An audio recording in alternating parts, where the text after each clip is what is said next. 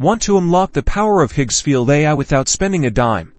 Unfortunately, that's not quite how it works, so let's get into why and how to access its capabilities the right way. Higgsfield AI operates on a subscription model, meaning that direct free access to its core functionalities isn't available. Think of it like a premium software. You need a license to use the full suite of tools. To get started with Higgsfield AI, the first step is to visit their website, browse through the available subscription plans, carefully considering the features and capabilities offered within each tier. Select the plan that best aligns with your project requirements and budget. After choosing your plan, proceed to the sign-up process. You'll be prompted to create an account and enter your payment details. Be sure to read the terms of service before finalizing your subscription. Once your subscription is active, explore the user dashboard. This is where you'll find the resources, tools, and documentation necessary to implement and utilize Higgsfield AI. Spend time familiarizing yourself with the provided tutorials and examples to maximize its potential. Remember,